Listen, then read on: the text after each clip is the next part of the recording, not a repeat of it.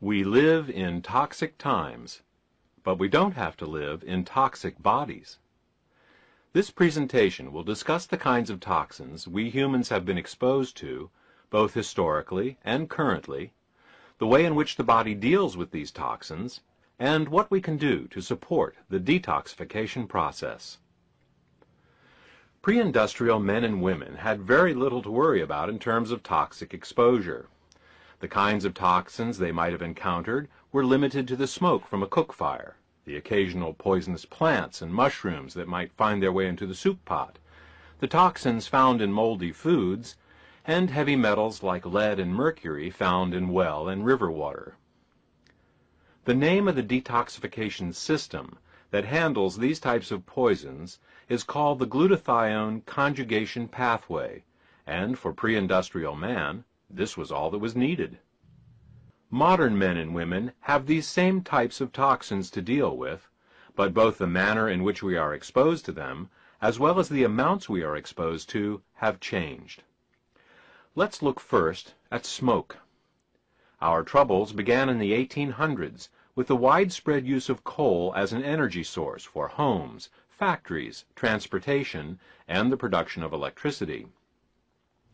In London, infamous black fogs from burning coal would last for days, darkening both the faces of the buildings and the lungs of their inhabitants.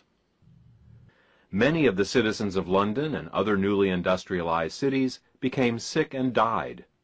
In time, legislation was passed putting coal-burning plants farther away from residential sectors, but this was only a short-term solution. There is, after all, only one planetary atmosphere, and as more and more countries became industrialized, the smoke from burning coal became a worldwide problem. Add to the air the exhaust expelled from the now nearly 600 million vehicles on the world's roads, and you can see that the smoke problem has only increased. In some cities like Los Angeles and Mexico City, daily smog reports are given in the newspapers and radio stations, letting people know how safe it is to go outside and breathe the air. Comparing photos of the atmosphere over the last 20 years, meteorologists have been able to document a significant darkening of our skies. A thick cloud of toxic air has settled over the planet, and while it is worse in some areas than others, the atmospheric changes are evident from pole to pole. Add to this the fact that some of us breathe smoke directly into our lungs from cigarettes, and the problem is only compounded. Our glutathione system was sufficient to detoxify the smoke of a small cook fire, but it is overwhelmed by the sheer mass of airborne toxins it must currently deal with, and so these airborne toxins have begun accumulating in our bodies. Let's move on to the next type of toxin, chemicals. The only chemicals pre-industrial man was exposed to would be found in the plants he would eat. Plants have various defenses against being eaten. Some plants, like cactus, develop sharp spines as a deterrent. Others manufacture chemicals that make those who ingest them sick. Cooking would often destroy or dilute these poisons to levels that were no longer harmful, but still, we would need the glutathione system to deal with them from time to time. Today, we are exposed to thousands of chemicals on a daily basis. Each year, an estimated 400 million tons of the 6 to 7 million known chemicals are produced for use in industry. Artificial colors and flavors, preservatives, toxic sugar substitutes, and many other chemicals go directly into our food and drink. The rest of these chemicals eventually find their way into the air, soil, and groundwater, and then into our bodies. Again, our glutathione system is overwhelmed, and as a result, our bodies accumulate toxic chemicals. The third group of toxins we will discuss are those that come from bacteria and molds. It may seem odd that we are still dealing with bacteria and molds in the 21st century. After all, refrigeration keeps food from spoiling, so where would we find ourselves exposed to them? Let's look at mold toxins first. All the grains, nuts, and seeds we eat are routinely tested for mold toxins, and if they test above a certain level, they are removed from the human food supply. Even with this inspection, our food is often infected with mold toxins at some level. Take any nut, grain, or seed and look closely at it. It probably looks fine, but place it under an ultraviolet light in a dark place, and you will often see the telltale eerie green glow given off by mold growing on the food you are about to eat. Animals get even less protection. The feed given to cows, poultry, pigs, and fish are allowed to, and regularly have, extremely high levels of mold toxins in them. Food considered too moldy for human consumption is purchased at a discount as feed for these unlucky animals. Over the animal's life, these mold toxins continue to concentrate in their tissues in ever-increasing amounts. When we then eat these toxic animals, their mold toxins are passed on to us.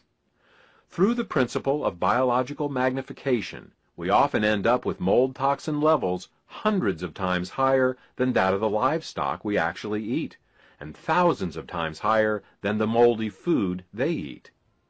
This, added to the fact that these animals are all massively dosed with antibiotics from the day they're born until the day they are slaughtered.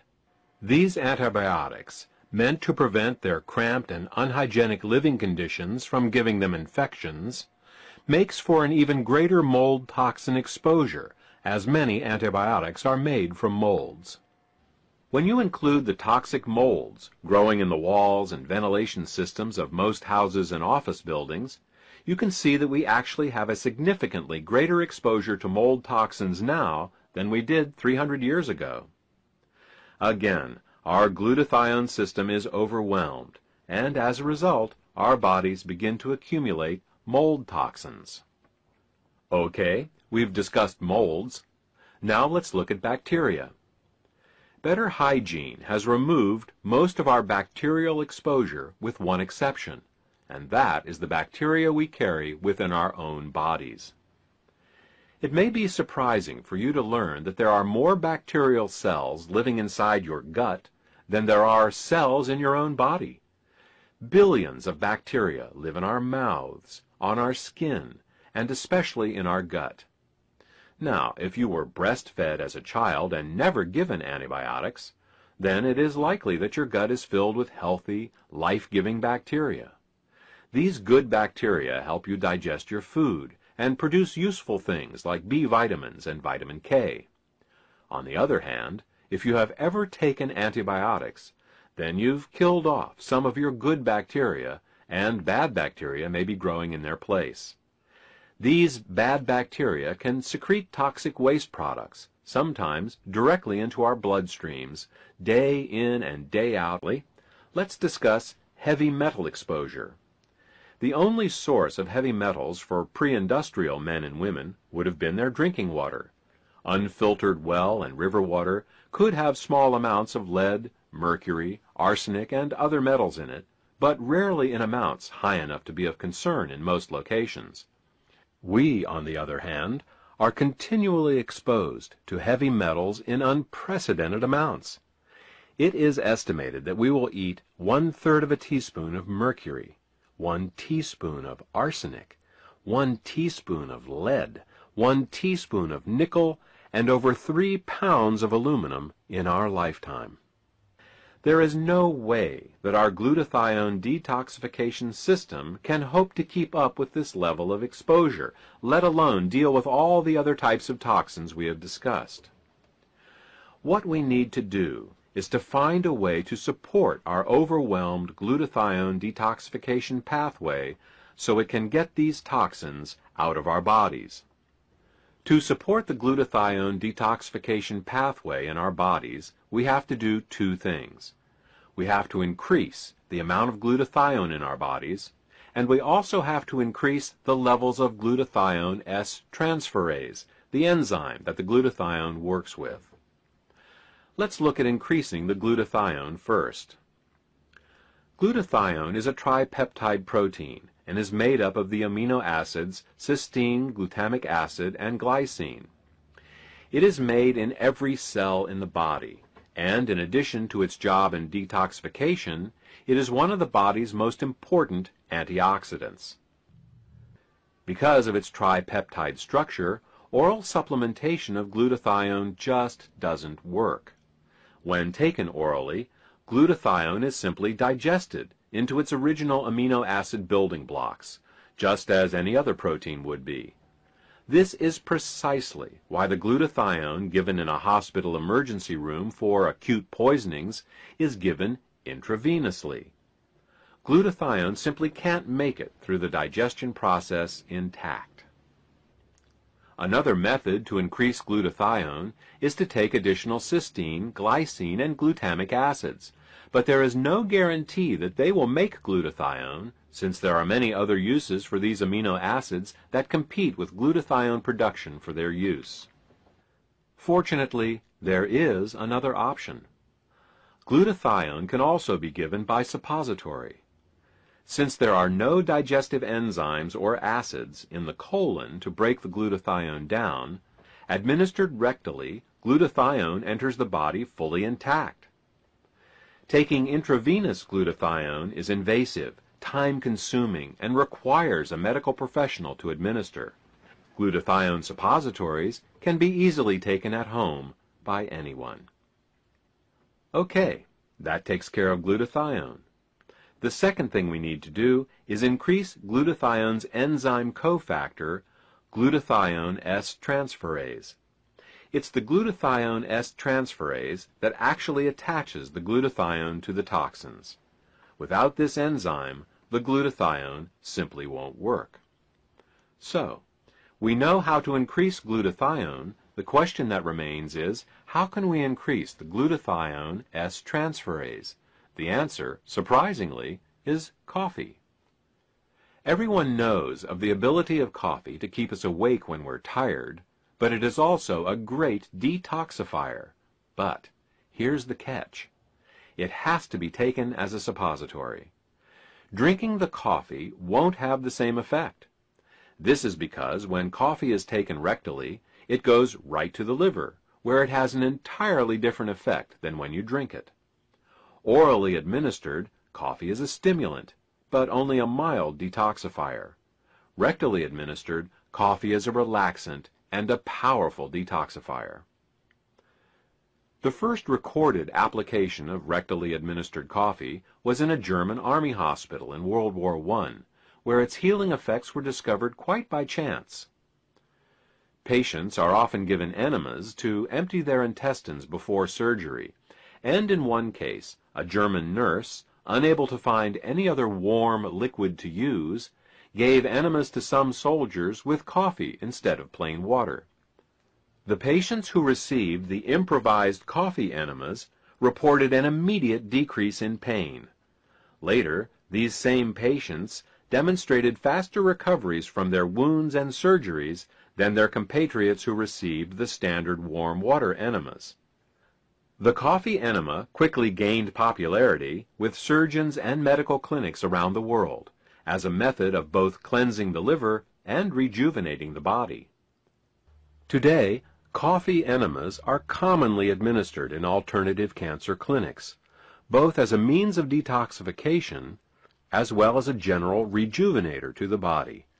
While many of the younger doctors have not heard of the benefits of coffee enemas, favoring drugs instead of natural remedies, many of the older doctors swear by them. Fortunately, we don't have to take an enema to get this special benefit of coffee. Similar to glutathione, coffee can also be administered as a suppository. The advantage of using coffee in suppository form is that it is faster and more convenient, and does not wash away electrolytes or impose an additional fluid load on the heart and kidneys, like an enema will. To this end, we have created Xenoplex suppositories. Xenoplex suppositories contain both glutathione as well as organic coffee extract. The glutathione in Xenoplex is delivered intact right to the body, and the coffee extract helps raise the glutathione S-transferase levels at the same time. Using these two ingredients together, you can literally supercharge your body's detoxification system. Our body has the ability to detoxify itself, provided we support it properly. Yes, bodies.